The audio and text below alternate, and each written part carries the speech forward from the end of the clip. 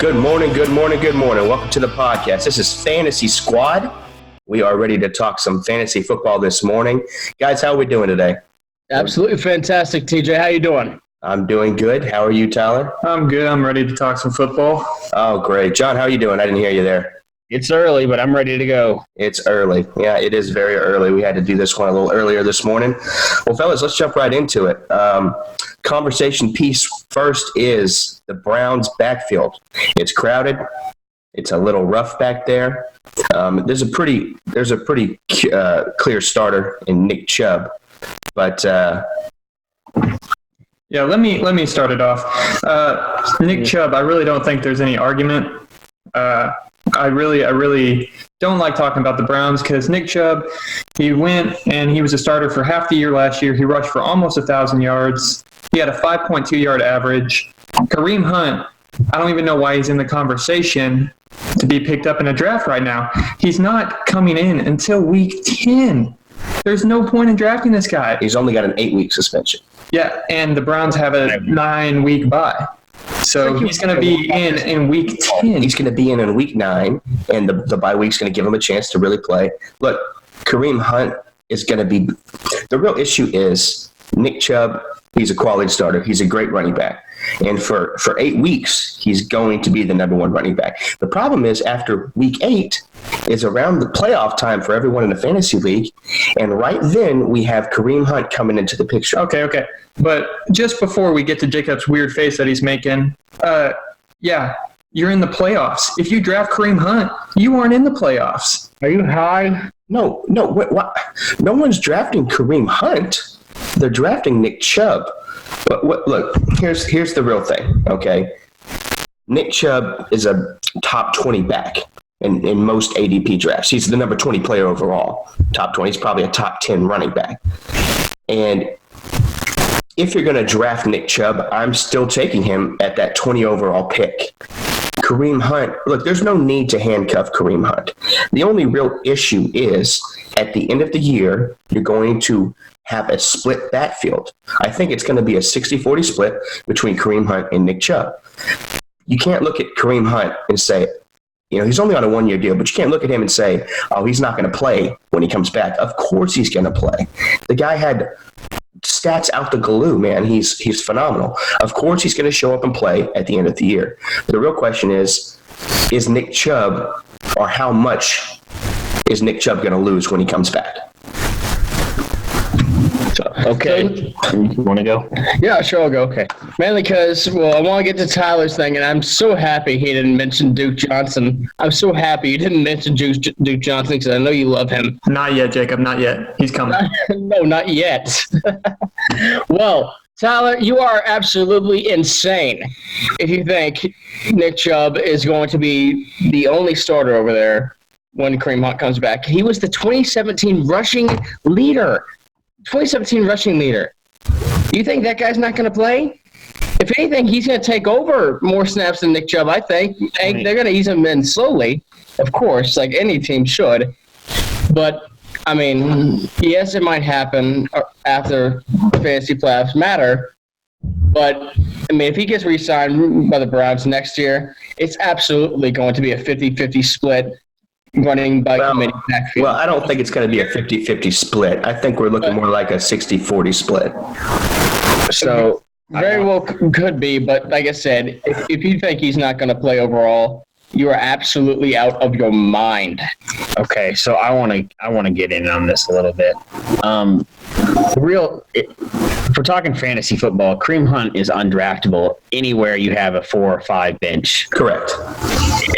If you're in a main league where you only have 4 or 5 bench players, you can't be drafted. Are you guys playing footsie? Is that something? No, he keeps touching my leg, mainly because Jacob keeps hitting the table during the conversation. Yeah, I know. Yes, I know. I noticed that, and that will not happen. Before the podcast, we had one rule, and the rule was do not hit the table. And yet you continue to hit the table. I understand. That will be my first and last time. Well, look, the real question is, we don't need to talk Duke Johnson right now because it's a clear Nick Chubb #1 starter. When Kareem comes back, there is a pretty heavy split. Maybe it's 50-50, maybe it's 60-40, but it's a pretty even split. And at that point, the real question is Nick Chubb value worth it at the end of the season? I think Nick Chubb's value is definitely worth it. He's going 20 overall. I'm going to take him there. The thing we're talking about, the whole Browns backfield. So I did want to talk about Kareem Hunt. And Jacob, I'm not saying that Kareem Hunt isn't going to be a beast. I'm just saying when it comes to drafting Kareem Hunt, it's not worth it. You can make your team so much better. He's going in the 8th round. He's 96 overall. You can make your team so much better than grabbing a Kareem Hunt and hoping that you're going to be in the fantasy football playoffs. Well, I agree with that, but the question is Nick Chubb's value affected by the fact that Kareem Hunt's coming back in week 8? Not at all. Not at all. Absolutely. Well, you can get to that point in a second. Nick Chubb does not catch the ball as much as you would think. Duke Johnson is a pass catcher in the backfield. And when Kareem Hunt comes back, he's going to take Duke Johnson's job. He might have a couple more rushes than Duke Johnson, but he's taking the pass catching work. He's not taking anything away from from Nick Chubb, I don't think. John, you wanted to add a point there? Well, yeah, about Kareem Hunt in the passing game was the main point I wanted to add, which is where Kareem Hunt made a big mark in Kansas City. When we last saw him last year, when he had 11 games he played before he got suspended, he averaged 14.5 yards per catch, which is 4 more yards than any other running back per catch. He is a big play machine in the passing game, and I think he takes a lot of points in the passing game once he gets back. Yeah, I mean, Kareem Hunt is well known for and Nick Chubb is not known very well for catching the ball. But I still think, the real question is Nick Chubb and Kareem Hunt are going to have a pretty heavy split towards the end of the year. And I still think that there's a bit of a question mark when it comes to Nick Chubb. If I'm drafting Nick Chubb at that 20 spot. Maybe I take someone a little before him, but I'm drafting him pretty much where he goes at that 20 spot, towards the middle of the second round or the end of the second round. I think I'm going to make that trade. So yeah, if I'm picking in the later half of the second round and Nick Chubb's there, he's a good pick. Okay, if you're gonna take him as your second running back and there's some #1 wide receiver still there, that would give me pause. But if you have a situation where you need a running back, I would not hesitate with Nick Chubb. I think he will have an absolutely running back 1 quality first 8 games, and I think that's worth it. Oh, absolutely. Now, I do disagree with all of you with the Kareem Hunt. That's interesting. I know, shocking, I know. But to me, I would definitely pick Kareem Hunt. Say if you're drafting 12 rounds, just 12 rounds, imagine. If he's still there in the 11th round, where you just get like your third quarterback or whatnot, why not take a chance on him? Well, why would you look? A lot of leagues have a limit on how many players you can have sitting on the bench, and for Kareem Hunt, who's only going to be there for what, a few games, like half the season, is it really worth it? Well, it'll be. Fantasy playoffs happen week 13 or 12. Yeah, so I mean, it's only going to be the last part of the season. It's really not. I don't see why you would draft Kareem Hunt.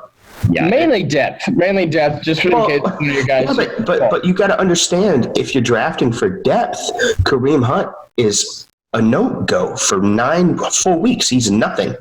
Yeah, he's a total waste of space on your bench. I mean, on these type of leagues, Philip Lindsay's going to be a guy that a lot of people have on their bench that goes later. Chris Carson's going to be a guy that people have on their bench that goes later. Taking Lamar Miller at this point is more valuable than taking Kareem Hunt. I mean, you can grab Cohen, you can grab James White. All these guys are more valuable than Kareem Hunt this year. Yeah, Kareem Hunt's going in the 8th round, Jacob. He's not making it to you in the 11th. So the question is, would you really draft him in the 8th round? He's going 96 overall. That's about the 8th round, 8th and 9th round. Yeah. I mean, if I'm drafting, I'm leaving Kareem Hunt alone. Now, I don't know if it's kind of hard to see because It is week 8, so you will have him for some of the season. So it is because he is a good running back. I don't know. The real question is just I think it's going to be too major towards the end of the season. I think the real question is when Kareem Hunt gets back. I think everybody wants to know how many carries is Nick Chubb going to get, because everybody knows he's not really involved in the passing game anyway. Is he still going to get 19 a game? Yeah, I'm thinking it's going to be like a 60-40 split on the playing time. So he's going to be reduced in his running. I think with the addition of Odell Beckham Jr., they're going to really open up the passing game. So I think, which also helps in the running situation as well. That it can. Duke Johnson for some reason. Duke Johnson. I did want to just touch on Duke Johnson. I don't think he's going to be, at least at the beginning of the season. My real thing with Duke Johnson, and I love thinking about it, is he is a trade asset right now. He wants out of Cleveland. Cleveland says they have a role for him. I believe they have a role for him until Kareem Hunt gets back. I'm really looking forward to seeing if they move Duke Johnson to someone like a Tampa Bay, or even if Melvin Gordon doesn't sign the deal, the Chargers. I would love to see Duke Johnson somewhere else where he is utilized to his full potential. When he was a starting running back for Cleveland, he was a great pass catcher. He had over 500 yards for all 5 of his seasons, except for this last season when they got Nick Chubb. He is a good receiving running back. There was the rumor that the Eagles were going to trade for him before they traded for Jordan Howard. So he is sought after, and it would be interesting. He's not bad at all. It's just when you got guys like Nick Chubb and Kareem Hunt. Thank you. My brain stopped there for a little bit. Nick Chubb, Kareem Hunt.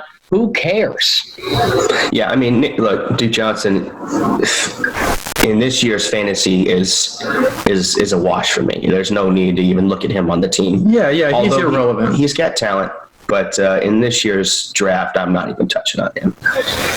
Well, fellas, I want to move on to my favorite part of this today is the 49ers backfield. The reason it's my favorite part is because I know Tyler, who's sitting next to me, is going to have some interesting things to say about Matt Breida. But yeah, so look, we got Tevin Coleman, we got Jerick McKinnon, got Matt Breida, we got a few other guys, we got Kyle Juszczyk, the fullback. So I mean, it's going to be a real tough backfield, and from all accounts, it's very hazy on who's actually going to play. I mean, there's a pretty clear 1 and 2. I'm sure we'll agree or disagree about that, but there's a pretty clear 1 and 2. But, with Jerick McKinnon, with injury prones, I mean, the fact that Tevin Coleman is there with his old running back coach from Atlanta, Kyle Shanahan, I think there's a lot of things that we could talk about that whole situation. Well, I'll go ahead and piss Tyler off, I guess.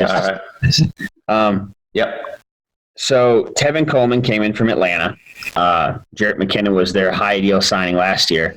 But when McKinnon went down, Breida became the full-time starter. He did well. He had 153 carries for 814 yards, all while nursing a little bit of an ankle injury. But he is not going to start. It's going to be Tevin Coleman, who is the main starter.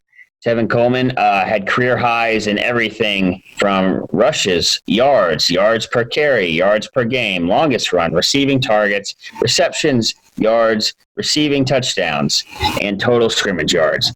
All career highs for him last year as the full-time starter in Atlanta when Devontae Freeman went down. He's going to come over, and he's going to be the main guy. There will be a split in San Francisco because that's how they work. And yes, in my mind, all of these guys are later round bench guys. But if you did need a later round bench guy, Tevin Coleman is the main one I'm looking at in San Francisco. Okay, since we're talking about Tevin Coleman, he is one of my least favorite running backs in the San Francisco 49ers backfield. Let me just give you a little reason why. Number one, he has never rushed for 1,000 yards. Never than any other ones. Okay, well, let me finish. He has only had over 300 receiving yards once in his career, and he has never averaged over 5 yards or even 5 yards per carry. He is not a good running back. He's hurt all the time, just like Jerick McKinnon, just like Matt Breida, which we will get to in a minute. But Tevin Coleman, he's not the type of back that can sustain this heavy workload. If anyone, that'll be Jarrett McKinnon will be the Devontae Freeman, and Tevin Coleman will be his old average self.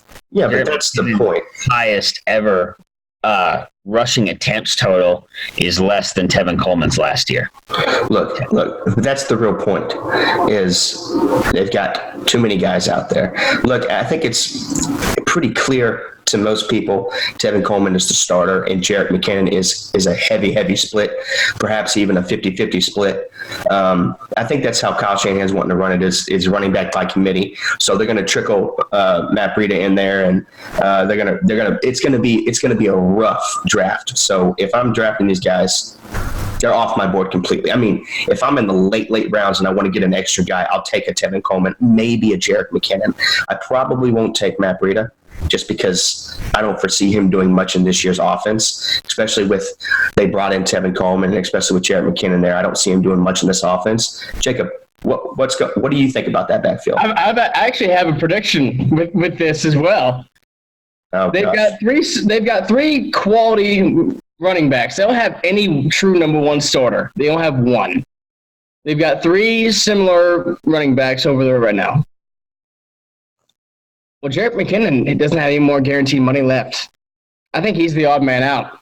I think he's either going to become a trade asset because you can't give the ball to everybody in this offense. You just can't give the ball to everybody. That is a good point. So he has no more guaranteed money left, so you got nothing to lose. Nothing to lose with him. Well, that is team friendly if they were to trade him. And McKinnon did work out his last year in Minnesota, as we saw. That's why the 49ers spent so much money on him. So yes. So I mean, I think he's more of a trade asset than anything over there at the moment. That'd be interesting to see if he did go. My only my concern when drafting these guys, which is I guess what we're really talking about, is none of these guys you would draft until you're bench players anyway. Mm-hmm. Yeah. So where do you draft them? My first two bench players, I'm not touching these guys. Okay. After you've made your picks and your first two bench players, you can get higher quality picks than Tevin Coleman or Jarrett McKinnon. I think I'm probably picking them round 7 to 9. Past Chris Carson. I mean, possibly past even the Miami running back. If you're really high on him, I think round 7 would be the absolute earliest you would go after him. And that's a stretch. Not one of these guys is going to put up major numbers. I mean, at best, with Matt Breida, and this also goes for Tevin Coleman, 800 yards and like 5 touchdowns rushing is the ceiling for both guys. It's going to be a committee between those two guys mainly, splitting carries. Neither one can take the full workload. So it's going to be both guys. I think you're going to see decent numbers from both guys, but nothing stellar over there.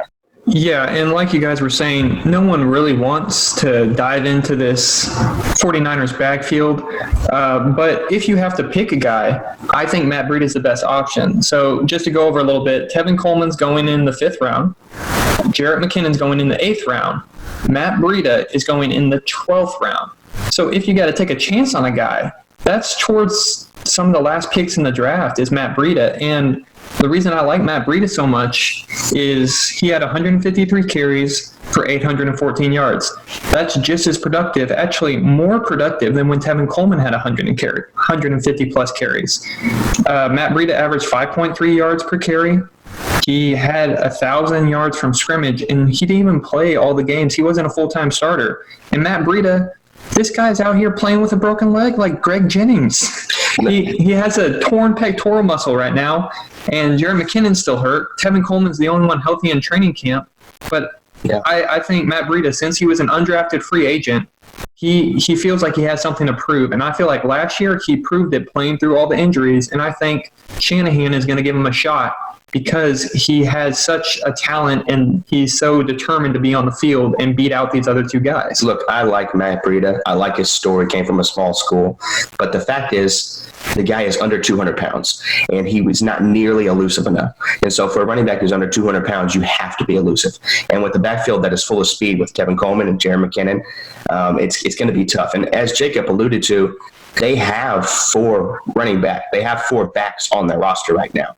It's hard to foresee them going into the season with those 4 running backs because Moiser, he's going to be the special teams, and then the fullback Kyle is going to be the fullback. So they've only got they could go into the season with that many on the roster. But I really do see what Jacob's saying, where with the injury, especially with Breida and with McKinnon, I could easily foresee them dropping one of those guys, either in a trade or in some way getting rid of them. So I could easily see that. So we may be talking about one of these guys that's not going to actually be there next year.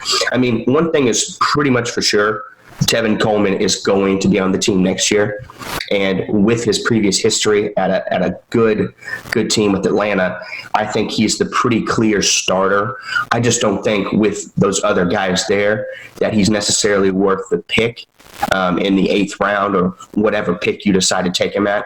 I think if you're going to go for a 49ers running back, and we still have in the draft still Derek McKinnon, Matt Breida, and Tevin Coleman, I think if I'm going to draft anyone, I'm going to draft Jarrett McKinnon, and that's going to be towards the end. Just because if I'm going to take a chance on a 50-50 guy, I'd rather take a chance later in the round. And I think Jarrett McKinnon is definitely talented enough. If he's able to play, he's definitely talented enough to get you comparable numbers to what Tevin Coleman would get. Absolutely. He's talented. He's just getting paid the most. That's why I think he's the odd man out. Just a little bit of cap space savings there. But that's my take on the 49ers backfield. I like all of your takes as well. So yeah, I think if you're going to take a chance on someone, I like what you said about Jarrett McKinnon. If he falls past where he's projected in the 8th round, that's kind of what I'm thinking. If Tevin Coleman falls, what'd you say, Tyler, the 5th round? Yeah, right? 5th round. Okay. If he falls to 7, the 7th round would be my sweet spot for Tevin Coleman. Yeah, I mean, you can definitely wait on the 49ers. It's definitely not your RB1, and it's definitely not your RB2. If one of those guys is your RB2, then you're going to have some real trouble this year. But if you got to get a couple guys to have a backup during a bye week, yeah, I would go for one of those guys. I would definitely take a chance on one of them, and just kind of see where they fall. Well, speaking of a real RB1, what do you guys think David Johnson's going to do this year? David Johnson. Well, that's an interesting one. You know, the great thing about the Cardinals is nothing really. So for me, I'm looking at the Cardinals and I'm thinking to myself, last year, they drafted a pretty rough quarterback in Josh Rosen. And one of the things that has been noticed in the fantasy football world is that David Johnson has not completely fallen off the map, but he's was on a pretty deep slide. Now, the great thing about David Johnson is, don't roll your eyes, it's a good point. Let me finish. No, I'm agreeing with you. Sorry. The great thing about David Johnson is last year, he had 50 receptions. Now, that's nothing compared to like Christian McCaffrey, who had 107, but that is a great reception total, especially on a team that is probably not going to be as good as it is this year. Still figuring itself out. Yeah, and so the only trouble I see with David Johnson, because everyone's got him projected in the top 5. They've got him at that number 5, number 6 spot, just because that's how it works in drafting. Is running backs go high, and for some reason he's launched way up at the top, and I think the main reason is because of the addition of Kyler Murray, obviously, and because I'm assuming people are assuming that Cliff Kingsbury's statistical success in college is going to translate to the NFL. I'm skeptical of that. I'm very skeptical of that. Very skeptical. The record in college is going to translate to the NFL. You think so? Texas Tech, and they never won. So that's exactly it. I think the attempts and the types of plays that are run we will see in the season. Whether or not it's successful is completely a separate issue. Now, David Johnson is a talented running back, and fantasy football wise, if I'm drafting in the top 5, I would very hard think about drafting him at that 5 spot. I mean, I would definitely think about it for a good amount of time and see, because I'm kind of torn on David Johnson just from looking at his stats over the last few years. He still has decent stat lines. So, I mean, he's still a decent running back who has shown real talent in the past. And I just wonder if the addition of Kyler Murray and Cliff Kingsbury is gonna change his trajectory. Yeah, I have David Johnson as my pick number 9 right now. I have either Melvin Gordon or DeAndre Hopkins, whatever your preference is, at the 5th pick behind the 4 top running backs. And then I have Tyreek Hill, who we'll get to a little later because of the new suspension news, before David Johnson. And I also have probably Michael Thomas ahead of him on most drafts. So I have him in the 9 spot for my average. I think David Johnson's real issues last year were mainly play calling, which have been well diagnosed, and the offensive line, quarterback play. The entire offense was really bad. That's why they had the first overall pick. His breakout year back in 2016, when Carson Palmer was still the quarterback. He had his career high in catches, yards, everything. Last year, he only had 50 catches, which was one of his lowest totals while playing 16 games. His lowest production in receiving yards also while playing a full 16 games. And he only averaged 3.6 yards a carry, which if we all have seen David Johnson run, that tells me the offensive line is the problem, not David Johnson. And I agree with that statement. But what did they really do to fix the offensive line? Nothing. The offensive line is still a mediocre offensive line. Now, will Kyler Murray provide a boost? Maybe. I mean, I think Cliff Kingsbury getting the Arizona job is a joke. We don't have to spend a lot of time about that. I think that's the worst hire I've seen in a long time. Cliff Kingsbury never won in college, and he's not going to win in the NFL either. Yeah, I don't particularly think Cliff Kingsbury is going to add any amount of success to that team, an already trash team. I do think, however, that Kyler Murray will have an effect on David Johnson. It may only be slight, but I do think he will have an effect. Look, they can't get any worse than they were last year at the quarterback position. So at very least, they're going to remain the same. And if they remain the same, David Johnson wasn't a terrible running back. He wasn't the best. He finished 10th with that. Yeah, exactly. And I mean, the guy, look, he had 50 catches last year. I mean, that's a pretty phenomenal statistic, because in this league we are in today, running backs are expected to catch the ball, and especially for fantasy, any running back that can catch the ball, get touches in any way possible, that's who you want on your team. Now, yeah, John said he was running back 10. He's running back 10 in the PPR standings. Now he's going, his ADP is 107. So TJ wanted to take him there at the 5. That's great. He's going at 7. So you're getting a great deal in your end, in your mind. But my only problem is, so we have Cliff Kingsbury, right? I love Cliff Kingsbury for fantasy for wide receivers and quarterbacks, not at all for running backs. At Texas Tech, you know who the guy who caught the most balls as a running back was? DeAndre Washington. The most he caught in a season was 30. And guess how many passes Kyler Murray threw to running backs? 27. And 12 of them were to Trey Sermon, who's coming up in this next year's draft, who's a pretty good running back, and he only threw it to him 12 times. He only threw 27 passes to running backs. I don't think Kyler Murray's going to help David Johnson in the pass game, and I don't think Cliff Kingsbury is going to help Kyler Murray or David Johnson in the pass game. I think there's a big difference between college football and the NFL. In college football, you can have guys get open, get past guys. In the NFL, you're looking at the top talent at that defensive back position.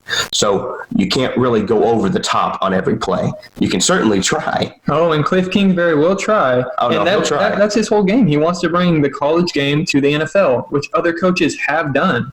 Look at the Rams. They're a high-flying offensive team. A lot of people took plays from Cliff Kingsbury from his college and introduced him into the NFL, because Cliff Kingsbury, as he might not be a great college coach, he had some good offensive plays, and they've transitioned it into the NFL. It's just if Cliff Kingsbury can do it.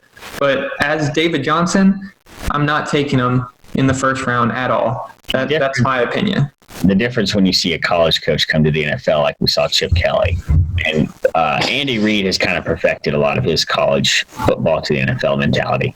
But when Chip Kelly brought it up, they went 10-6 the first year, with the Eagles, and they were really good. And then he never had another winning season in the NFL.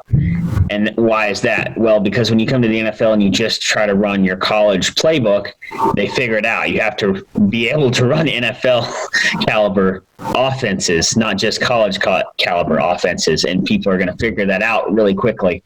I don't see Cliff Kingsbury being able to help David Johnson, like Tyler said, for more than a year at most. Maybe they'll have a spark this year, because even Chip Kelly had a spark his first year in Philadelphia. Maybe they'll have a 1-year spark for fantasy football. It won't be more than that. Unless he learns how to adapt. Yeah, no, I agree completely with you, because his offense is similar to my playbook in Madden.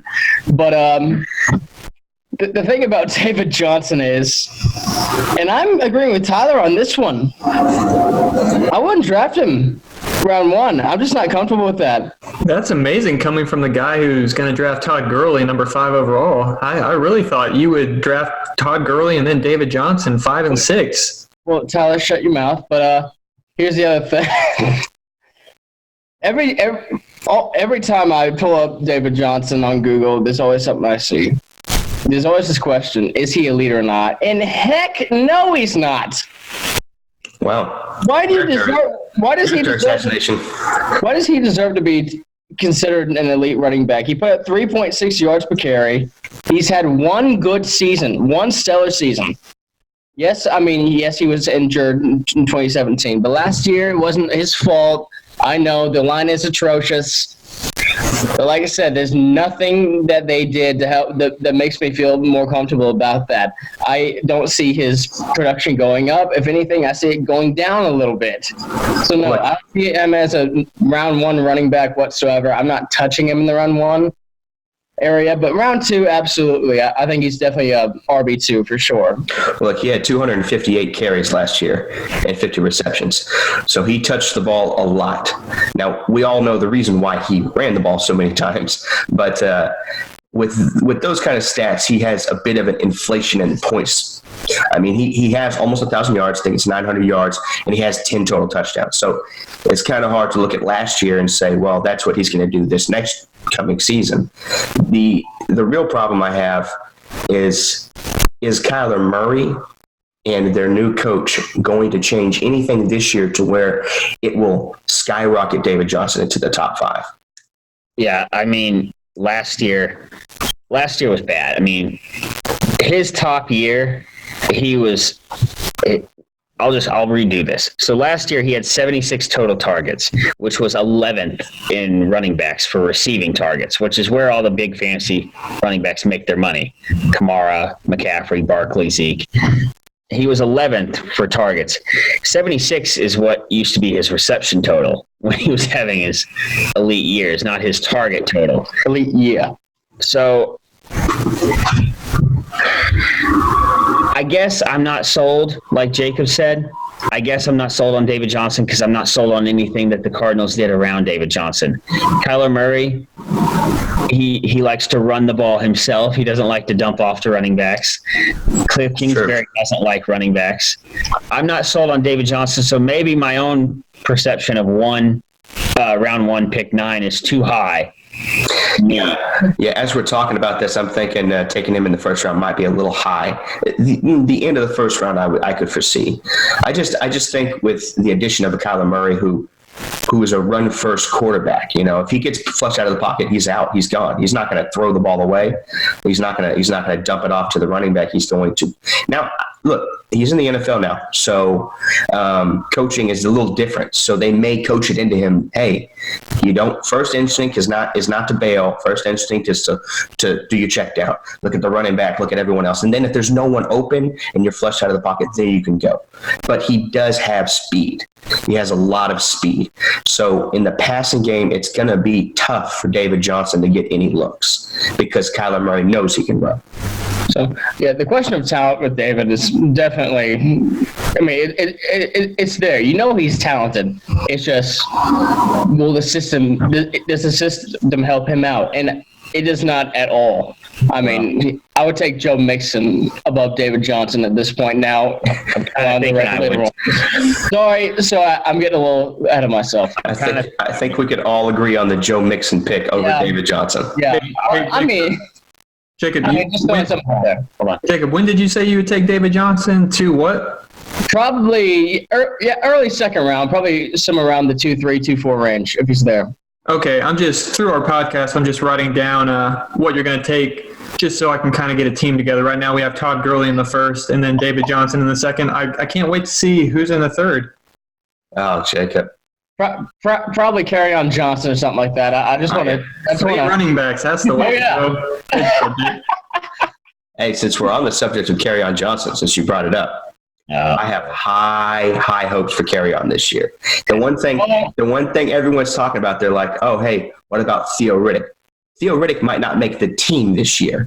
So all I'm looking at is C.J. Anderson. What's great about Kareem Johnson is Kareem Johnson at college, at Auburn. He caught the ball, he carried the ball, he did it all. So with this next upcoming season, Matt Patricia's already talking about we got to get the run game going. So I could see Kareem Johnson really doing some damage this year, and he's a good pick in anybody's draft. This is not a topic, by the way. He's a good pick for. He's a good RB2. Going, not the second round or anything crazy. No, he's a good RB2. He's a good RB2. Guy. Right now, he's a flex guy. Last year, he only had 118 carries. That's got to go way up for people. It's going to go way up.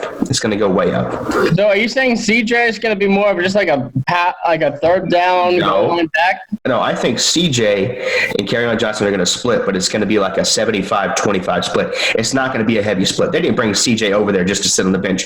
CJ will get touches, but I think it's pretty clear Kareem Johnson is the guy over there. So I think look, since we're on Kareem Johnson, the great thing about Matthew Stafford, is that he loves to dump the ball off. There's nothing great about him. He loves to dump the ball off to his running backs. And so I think Kareem Johnson could have a lot of touches this year, a lot of catches. And if they can get the run game going, he could really be successful. I could easily see him getting 300 total touches. I could see it. Was it a mistake to bring up a Lions player, Tyler? 300 touches. Wow.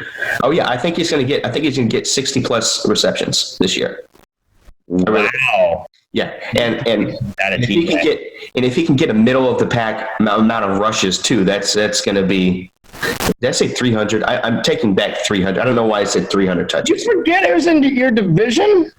Yeah, it's a good division, but at the same time, you can't always be put down by the Bears, the Vikings, and the Packers don't really have a defense. You're gonna be. Well, we'll see. We'll see what happens. But Kareem Johnson, just for everyone listening, I think he's going to have a phenomenal season this year. I think he's really going to change the game, if you know what I mean. Do you have anything on that? Let's talk Juju. Okay, well, let's talk Juju. Guy had 111 receptions last year, 426 yards. Wow, and 7 touchdowns last year. And that was with Antonio Brown. So with that kind of statistics, I think last year he had 166 targets, and Antonio Brown had 168 targets. So with Antonio gone, there's 168 targets out there, 168 potential catches out there. And I don't really see anyone on that Steelers team who can compare to an Antonio Brown or a Juju Smith-Schuster. Yeah. Juju Smith-Schuster had the 4th most targets in the league last year. With Antonio Brown gone, the way the Steelers are on, Juju Smith-Schuster, I should say, will get more targets than any other receiver in the entire league. Yeah, I can confidently, I will agree with that. You know, what's great about where Juju's at is not only did their number 1 receiver leave, who was also a top tier running back or wide receiver in the league, but arguably number 1. Yeah, but Roethlisberger had a 5,000+ yard season last year, which only 2 quarterbacks did, Patrick Mahomes and Ben Roethlisberger. So that's a pretty good company to be in with Patrick Mahomes there at the top.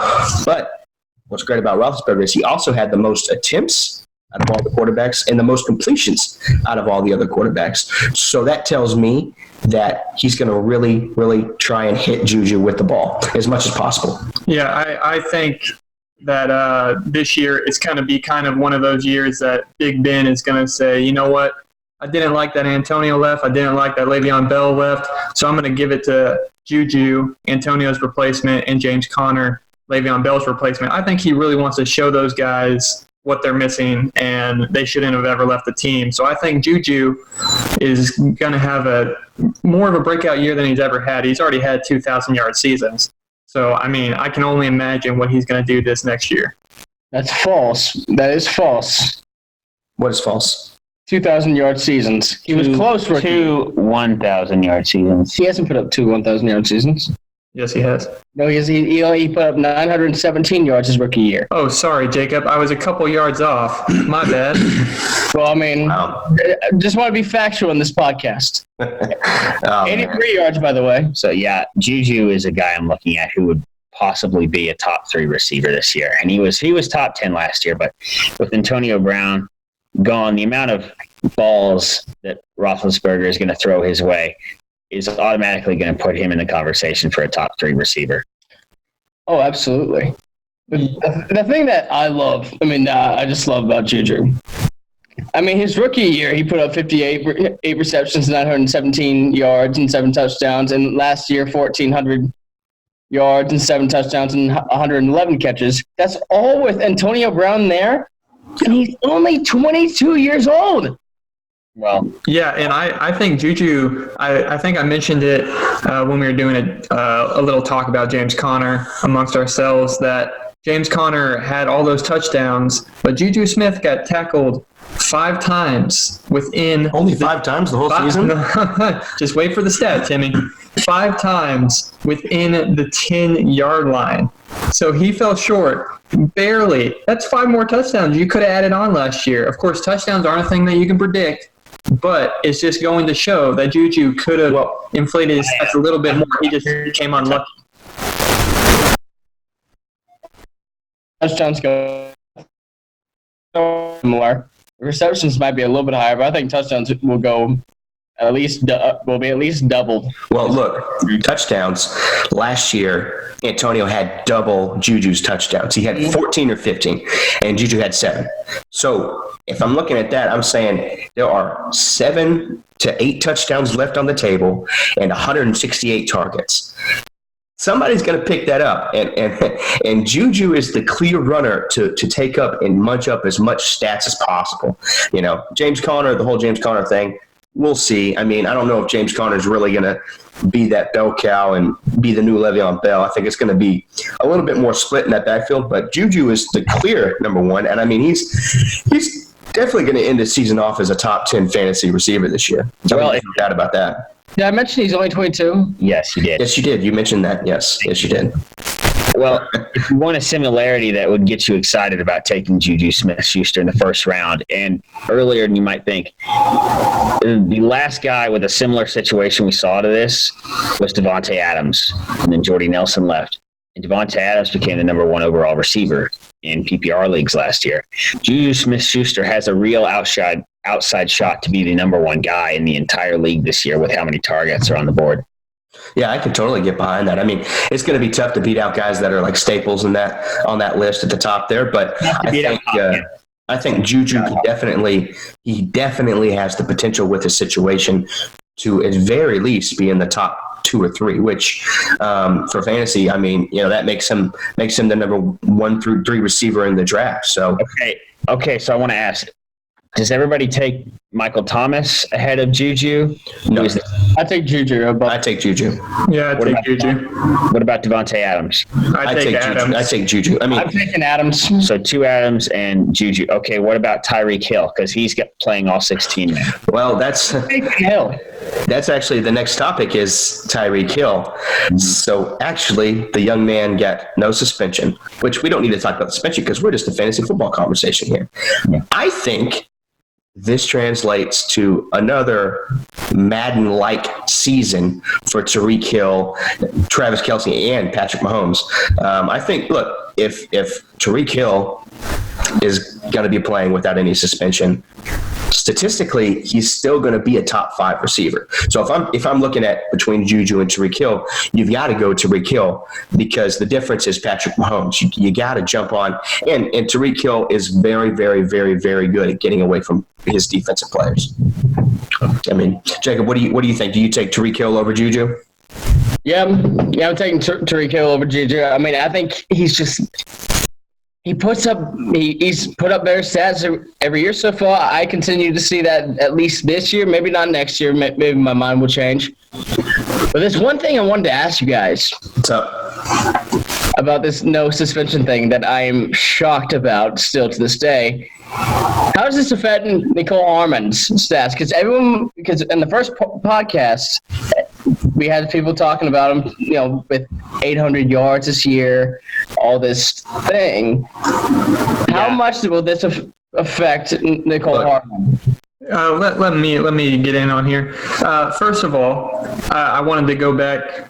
I would take Juju over Tariq just because I don't think that the case is closed. The NFL said they weren't suspending him as of right now, but if more information came out that he was more involved with his child getting injured, that they would reopen the case. So that's the only reason that I'm a little bit skeptical to take Tyreek Hill, because I don't want to take him 1-5, 1-6, and him be suspended for a couple games in the season. I would rather take Juju, who can put up close to the same numbers as Tyreek Hill. I don't think Tyreek Hill is going for 2,000 yards.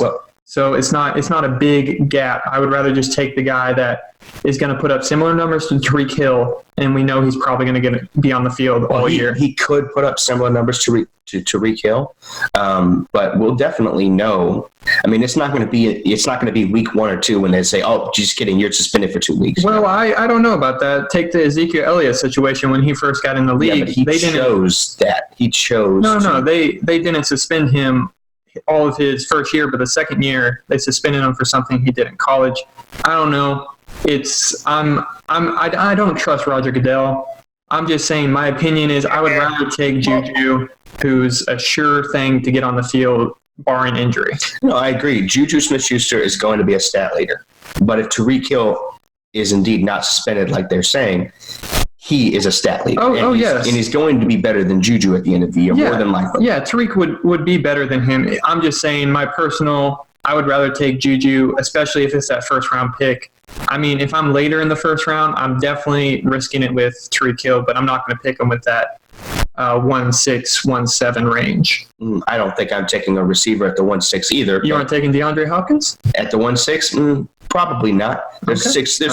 Well, with the whole Melvin. Better than him there.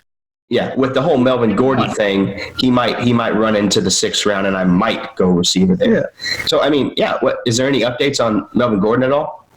Anybody know?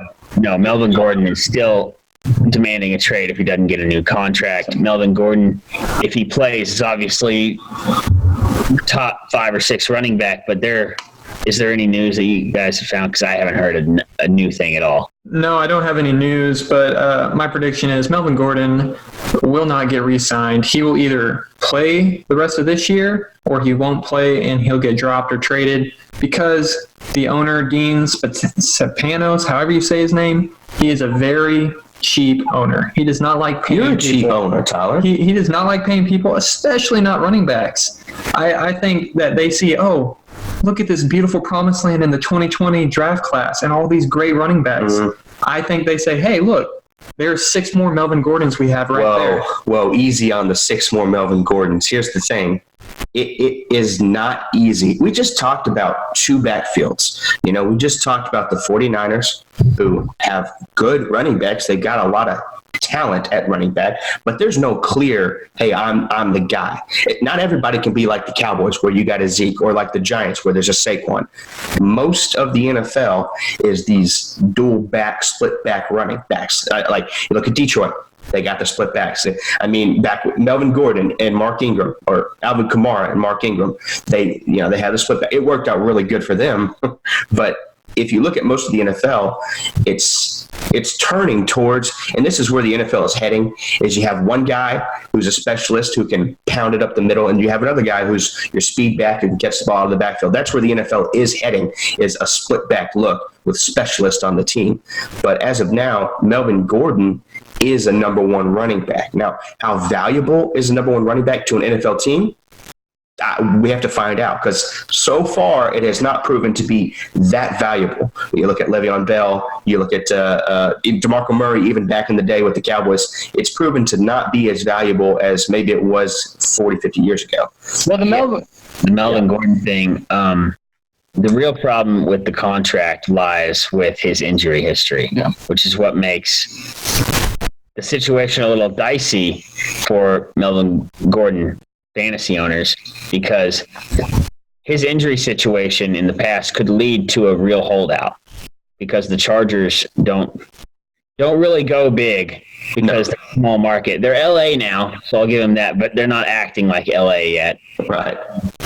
Yeah, I think you're right. I mean, I'm worried as far as fantasy goes. I'm worried that Melvin's not going to get anything done this year, and if he does, it's going to be too late. So I'm worried if I'm drafting. I mean, we got to give it at least a couple more weeks, because the season's not starting for another month. We got to give it at least a couple more weeks before we really start putting the nails in the coffin. But it is definitely trending towards him not showing up this year and playing at all. Look who they have to pay. They are one of the youngest teams in the NFL right now. I mean, they got to pay Bosa, they got to pay out the wazoo, guys. Can y'all pay attention to what I'm saying to you? Yeah, we're listening. Go ahead, tell your point. Hey, look at my eyes, but hear him. But there's one thing I want to say about Melvin Gordon. What is it? Guess what, John, with his injury history. And my prediction with him, just because I want to believe this is true, I think he's going to have a holdout, mainly just so all the fantasy owners of Melvin Gordon, I'm talking to one of them named Timothy Burnett right there, I don't want you to have Melvin Gordon for the whole season. So that's my prediction with him. He's going to hold out the whole season. His injury history doesn't make him deserve the contract over there in LA. Well, so he's not a free agent after this year. So it's going to be either a trade or he plays. Okay. Yeah, and I think that since this is Phillip Rivers is getting a little bit older, he wants to win a Super Bowl now. I think that the owner of the Chargers, Dean, I think that he would be looking, if Melvin Gordon's going to hold out, I don't think they're going into the season with Jackson and Eckler. I think they'll be looking on the free agent market. Jay Ajayi's still on there. He's a free agent. And then you have guys like Duke Johnson and a couple of these guys that want to be traded off their teams. I think that the Chargers could very well get another running back from free agent or from trading to stay competitive for the Super Bowl this year without Melvin Gordon. Look out for Tampa Bay. Bruce Arians likes doing this type of stuff, and he does not like his running backs. Yeah, and let's kind of move to another running back situation that's kind of the same but kind of different, because this guy's still in a rookie deal. Ezekiel Elliott has come out and said that he would be skipping training camp if it came to it, that he's willing to do a holdout. Now, if he does this and he doesn't play all this year, he's still under his rookie contract, and we still would have him for 2 more years. They have the extension they can sign, and then they have a franchise tag. So you still got Ezekiel Elliott for 2 more years. He really doesn't have a choice. Either he's playing for the Cowboys, or he could get traded, and the Cowboys could get a lot back for him, I think. The Cowboys aren't trading Zeke. How do you know that? Yeah, well, if we look at the cap, 25 years of watching Jerry Jones, Cowboys aren't trading Zeke. Well, Jerry Jones also got rid of DeMarco Murray when DeMarco Murray just came off of. Hold on. We had Des Bryant to sign. Well, yes, and guess who we have to sign this year? Amari Cooper, Byron Jones. They already signed DeMarcus. They have to sign Dak Prescott, because I know they want to keep him over a running back. For sure. Yeah, look, I don't think the Zeke stuff is really going to pan out this season. I think when his contract runs up, I think there might be serious talks about him playing somewhere else. But as far as fantasy goes this year, I'm not worried about Zeke nearly as much as I am about Melvin Gordon. I think Zeke's got less of an issue with him playing because if you know Jerry Jones, you'll know that he's going to want to make his players as happy as possible. So he's going to want to try and get some kind of deal worked out, and he's going to want to make sure that Zeke is comfortable. Now, that brings back the whole point of how valuable is a running back nowadays, especially a running back like Zeke. You're talking about a top 3 running back, not only fantasy, but in the league itself, in the NFL. So it all brings back how valuable is a running back. Fantasy wise, I'm still holding Zeke in my top 3 in my draft boards. Well, see much fall off or anything really serious coming out of this. You saw what the league value of it was. He didn't get anything from the Steelers, and then Le'Veon Bell went to the Jets and got about. Well, it wasn't near as much as he wanted. No. Jets. I mean, in Le'Veon Bell, you're talking about a number 1 running back at a certain point. So, I mean, I think it's going to be interesting for fantasy owners in the future because one thing that's happening is fantasy owners or fantasy running backs are trending down in age and they're losing value. So we may, in the next, 5 or 6 seasons, we may actually end up having to draft all rookie running backs during a season just to see who's going to pan out, who's going to be the starter. I don't know. That's the way it's trending so far. Yeah, and to go back to a point that TJ said, the league's kind of trending to those split backfields. Now, I know this is going to make Jacob mad because for some reason he's a diehard and he loves Ezekiel Elliott with all of his heart. Who doesn't? But a Cowboys fan. But the Cowboys were smart enough to see this coming, and they drafted Mike Weber and Tony Pollard, 2 guys that have 2 totally different skill sets. Mike Weber, the ground and pound guy, and Tony Pollard is a catching running back like a Tavon Austin. I could see it being a Jordan Howard, Tariq Cohen type of backfield, and they can produce close to the same numbers as one player in Ezekiel Elliott. If it came to that. Zeke's really good out of the backfield, so Pollard is not going to take a big part of that, I don't think. But Pollard's going to get used. Yeah. No, Pollard's going to get used. They didn't draft Pollard. Oh, no, I'm not talking about that. I'm talking about Weber thing. He might not even make the team. Well, either way, they didn't draft 2 running backs in the draft for Zeke to get 385 touches or whatever it was. 400. Yeah, Jacob, and Justin Jackson's still on the team. Mike Weber's beating out Justin Jackson. Oh, I don't know what you're talking about. But Jacob, I don't think you see the point of what I'm saying. Is Ezekiel Elliott really has no ground to do this because the Cowboys showed him that, hey, we're willing to go out there and get 2 average running backs that are rookies to replace one player. We're willing to do that. And if Zeke, if he wants to hold out, that's on him. I think that the Cowboys look okay. Before this all happened. They didn't draft him before this all happened. Yes, but if you heard what I said in the beginning, I think the Cowboys saw how the NFL is going. They saw Le'Veon Bell. They saw a Melvin Gordon type. They saw all these bigger running backs that are wanting to get money and are willing to hold out. Just for a fantasy perspective, Zeke will have less touches this year. Slightly. I still think he's going to end up as the top 5 running back fantasy-wise. I still think he's going to get a lot of touches. It will be slightly less, but I still think he's getting a lot of touches. Well, that brings up a whole other point is with Melvin Gordon and Le'Veon Bell, and I guess now talks about Zeke. Do fantasy owners have to start being, if you're a dynasty owner, do you have to start being worried about your star running backs when their contracts runs out? You have to be worried about the contract situation now too. Yeah. That's exactly what this is trending to. I don't really think so. I don't see guys holding out like Bell did. Like the holdout thing goes back a while. Like Emmitt Smith held out until the first 2 games of the season were done in 1993. This isn't a new deal. Like this holdout. But 1993 is far different as far as the NFL goes to 2019. Yeah, I'm just saying the holdouts aren't new. So I don't see No, I'm not saying the holdouts. I'm saying the fact that Le'Veon Bell is no longer playing for the Steelers. That's what I'm talking about. I don't think he's the number 1 running back. I mean, don't shake it off. He's the number 1 running back. I mean, I get that, but sometimes it's going to be a wash because sometimes they'll go from a worse team to a better team, and sometimes they'll go from a better team like the Steelers to a worse team like the Jets. I understand that, but what I'm saying to you is, what if Now, this is kind of a bad example, but not really. What if Ben Roethlisberger was going to hold out 5 years ago? You think they would have let him go? It's the same thing. I think with these top tier running backs, I think everyone perceives that there's so many of them, and I think that the whole NFL is moving towards a dual back system. And if they have a star running back, they're willing to let him run out their contracts. I think Dual back, not triple back. I was going to go back to the Zeke thing here. Tyler, do you remember last year in the draft? We drafted a guy from Bama as a running back. Do you remember his name?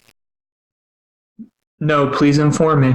No, I don't even remember, because that's what we do. We always draft a running back in the 7th round, and no one remembers who they are because no one cares. We got Zeke. The only guy this year that's going to take any touches away from Zeke is Tony Pollard. Well, I'm pretty sure the guy was Bo Scarborough, and he went to the Seattle Seahawks. But anyways, we drafted him. We just let him go because who cares? Yes, I love Bo Scarborough. Yes, but last year we also had more running backs on our roster. This year we had Zeke and Darius Jackson. That's all we had. So they had to get 2 running backs anyways. There's going to be 3 running backs on the roster. You can believe it or not believe it, Jacob. That's how it's going to. No. There's got to be 3 spots up there. Yeah, but yes. Who's going to ball? Zeke and Pollard. That's it. Yes, but my whole point and the whole point of the conversation was if Zeke holds out, the Cowboys have 2 running backs that they looked into the future and they said, well, we're going to take this Mike Weber guy who can run the ball, and we're going to take this Tony Pollard guy who can catch the ball. I have zero concerns that he's not going to get his money. Zero. He's going to get paid. He's going to be a Cowboy for at least upcoming next 5 years. That's my prediction for Zeke. The only thing that worries me is the timing of the statement, because Gordon started doing this a couple months ago. Yeah. Zeke's thing is new, and we're right before training camp, and we're not that far away from preseason. So the timing worries me a little bit because these things always drag on. Yeah, but I think even if Zeke is sitting down for training camp and for preseason, I still think he's going to Zeke's the kind of running back that if he misses a few weeks, when he comes back, doesn't really matter. He's still going to play at the top level. So I think it's worrisome with these running backs and all these contracts and how they're letting guys go, letting Le'Veon Bell walk. I think the value of the running back has gone significantly down. So I think, for fantasy owners out there looking at Dynasty League, you need to watch out. If you have a superstar running back, there's a good chance he may be leaving your team fairly soon. But yeah, that's the podcast. We've run out of topics, unfortunately. We're going to move forward with some more podcasts. We're going to try and get one out every week. We hope you subscribe. We hope you listen, and we appreciate you watching and listening to our pretty faces. And I would encourage you guys to follow us on Twitter and Instagram. Our Twitter is @fantasy_squads. That's an S at the end. And then on Instagram, it's fantasy squads. Wonderful. This is Fantasy Squad Leader signing out. And y'all have a wonderful day. See you next week.